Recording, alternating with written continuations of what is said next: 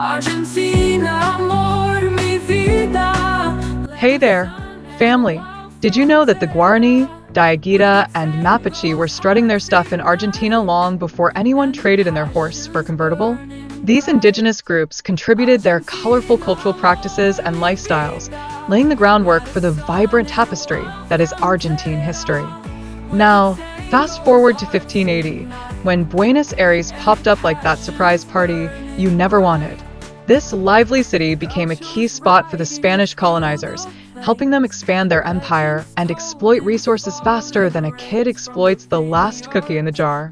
In 1776, the viceroyalty of the Rio de la Plata stepped onto the scene, including Argentina and its neighbors. Talk about a power move. This region was so strategically important for agriculture and maritime activities that it's like they were the cool kids on the geopolitical playground. But not everything was all rainbows and sunshine. The tussles between royalist factions and those citizens ready to throw off the shackles of colonialism spelled out a thriller of a conflict during Argentina's fight for independence.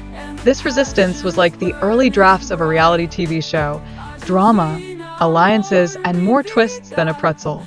After finally snagging independence, Argentina found itself in a bit of a messy relationship.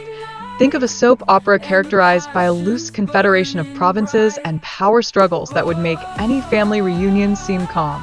This turbulence set the stage for the future governance of the nation, kind of like setting a table for a feast that's about to get wild.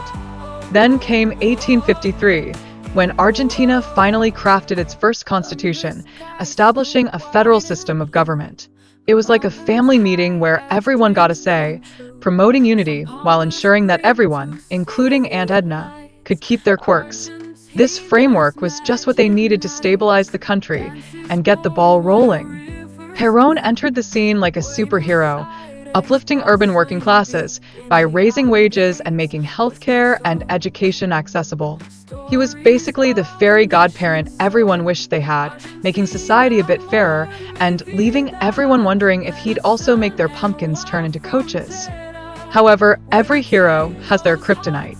Perón's administration faced economic hiccups, with inflation and public debt throwing a wrench into the works.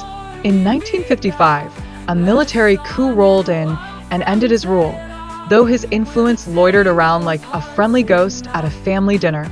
Since the early 2000s, Argentina has been on quite the roller coaster ride with economic troubles, including crazy debt defaults and high inflation. It's like trying to balance a budget while making dinner for a family of 5, challenging and often messy. And let's not forget about the national flag.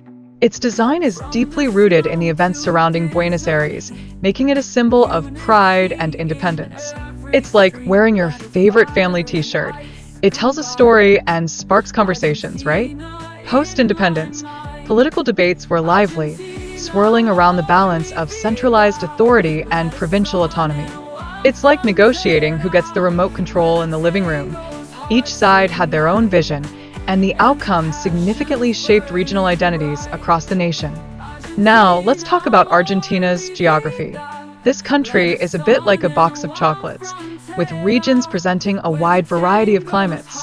From the subtropical warmth in the north to the chilly southern temperatures, it's a real weather buffet, just without the awkward family drama. And, of course, we can't forget the soccer legends. Argentina is home to iconic stars like Diego Maradona and Lionel Messi, who can kick a ball around like it's their job. Oh wait, it is. Their extraordinary talents have captivated fans worldwide, making everyone reconsider their own dribbling skills at the next family picnic. Speaking of music, let's not skip the dance floor.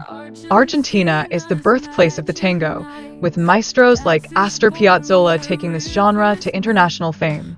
It's like joining a family dance-off.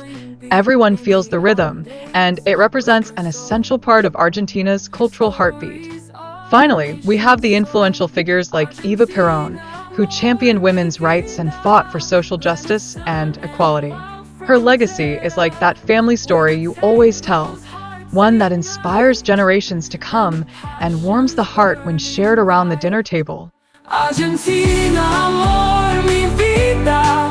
Let us on and Welcome to the Cordoba Cathedral, or as I like to call it, the ultimate architectural identity crisis. Originally constructed as a mosque, this magnificent structure flaunts a delightful blend of Islamic and Christian styles. It's like a cultural smoothie, and let me tell you, it's packed with over 850 columns. That's right. More columns than a family reunion has awkward conversations. Who knew spirituality and architecture could go hand in hand like peanut butter and jelly? Now, let's hop over to Aachen Cathedral, founded by the one and only Charlemagne. Yes, that guy who is king literally in his job title. This grand cathedral served as the coronation site for countless German kings and queens, making it the ultimate royal hotspot. With its mix of Carolingian and Gothic designs, it's like if your regal ancestry decided to throw a fancy dress party across the centuries. Speaking of royalty, inside Aachen Cathedral, we have the Palatine Chapel. It takes its cues from Byzantine architecture and is famous for its dazzling mosaic of Christ in Majesty. You might say it's the chapel that put the wow in wowza. With artistry so captivating, it makes you want to start humming hymns and doing your best impression of a medieval monk. Just don't forget to leave the choir robes at home, or you'll really stand out.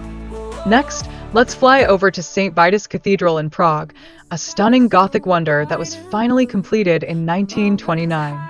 It's like the overachiever in the family that finally graduated after a long, scenic detour through Baroque and Renaissance styles. This cathedral stands tall as a giant testament to Prague's rich history and innovative architecture. Imagine it as the wise grandparent of European cathedrals, always sharing stories of its past. Now, let's shine a spotlight on the Basilica Catedral de Lima, a head-turner that reflects Spanish colonialism. Rebuilt after earthquakes like a true champion, it showcases a beautiful blend of Renaissance and Baroque elements. Think of it as the ultimate defensive lineman of cathedrals, with a facade and interiors so intricate that even Picasso would say, "Whoa, that's a bit much, don't you think?" And then there's St. Paul's Cathedral in London, home to a dome that's like the cherry on top of a really tall architectural sundae. It represents the city's resilience and cutting-edge designs. Fun fact, its predecessor, Old St. Paul's, was like that old shirt you loved but had to toss out after the Great Fire of London in 1666. Who knew that fiery disaster would lead to the birth of a modern architectural masterpiece? That Great Fire really turned things around, didn't it? It took the old cathedral and turned it into an iconic site that reshaped London's skyline, kind of like a dramatic makeover, but with bricks and mortar. If only we could all just shed our old selves and emerge as fabulous new versions at the snap of a finger. Next up is Nidaros Cathedral in Norway, built on the revered burial site of St. Olaf. Talk about a celebrity burial ground, right? This impressive cathedral is a delightful blend of Romanesque and Gothic styles, showing off some fantastic Viking heritage. It's like the architectural equivalent of wearing a helmet while riding a dragon, bold and colorful, with intricate stonework and vibrant stained glass. Now, let's take a look at Catedral Nueva in Ecuador, an architect's playground. It beautifully merges European styles with local identity. Picture this, an impressive pink marble facade and unique domes that are so striking, they could probably stop traffic like a family of ducks crossing the road. It showcases just how rich Cuenca's cultural heritage really is. Swinging over to Strasbourg Cathedral, an outstanding example of Gothic architecture. This incredible structure has been attracting visitors for centuries with its impeccable design and dazzling spire. Begun in 1015. Yes, you heard that right. That's when your ancestors were still figuring out what to wear. Its transformation into Gothic style in 1190 is like the ultimate glow-up. Oh, and don't forget about the astronomical clock inside Strasbourg Cathedral. This engineering marvel can make even the best smartwatches feel a little bit jealous. It displays celestial events and features a procession of automatons every day. Who needs Netflix when you have this riveting daily show? Built in 1843, it's Renaissance ingenuity at its finest, and definitely more entertaining than watching paint dry. Next, we journey to the Cathedral of the Incarnation in Malaga, a masterpiece of various architectural styles. It took such a long time to build, from the 16th to the late 18th century, that it could